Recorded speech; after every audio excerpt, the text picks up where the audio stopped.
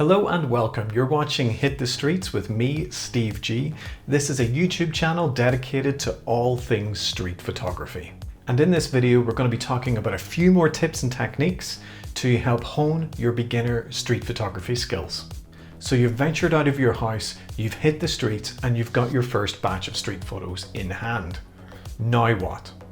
One of the things that I find really helpful is that when I've left my front door to when I've arrived at my preordained destination, whether that's Shoreditch or Covent Garden or Piccadilly, what I do is on that journey, I take some photos. It gets me into the mood, it gets me into the flow, and it lets me get that initial technical jargon with my camera over and done with. So that when I arrive at Brick Lane or at Piccadilly, I'm ready and I'm raring to shoot. I've got that initial trepidation out of my system. I'd highly recommend you guys try this too. Even if it's taking photos out the window of the train on the way into London. Even if it's taking photos of the people that you pass in your neighborhood as you're headed towards a bus. Regardless of what it is, take those initial photos, burn them out, get them out of your system, and then get into it proper when you arrive at your destination.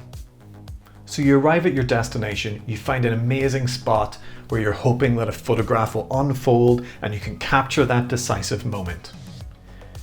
But it doesn't happen. 20 minutes goes by, no one really passes the framing the way that you want.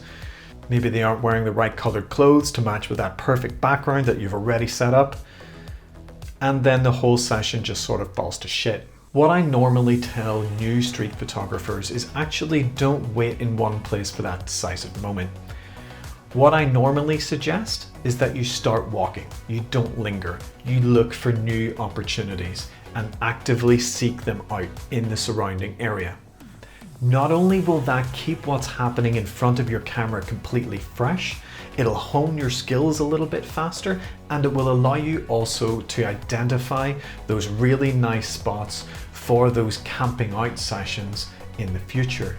But for now, keep moving, keep identifying those opportunities, and don't stand still in the initial few weeks or months when you first start doing this, because I find, like I say, it's a really good way to get disheartened and turn away from a session that could otherwise be quite productive.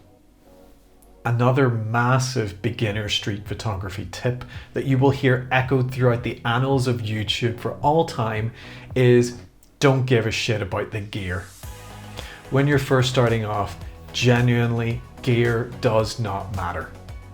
For two reasons. Firstly, you may not enjoy the process, so why buy a bunch of expensive gear only to find out that you actually don't enjoy the process of street photography? Secondly, learning the basics of the camera that you've got is the fastest and most effective way towards improving your street photography. Sure, a £100 disposable camera may take arguably worse looking photographs than a £3,500 high top of the range DSLR, but the only people that are actually going to give a shit about that is other photographers. Most people who look at your work in the interim are going to be family and friends, and they largely will not give a shit what you shoot on.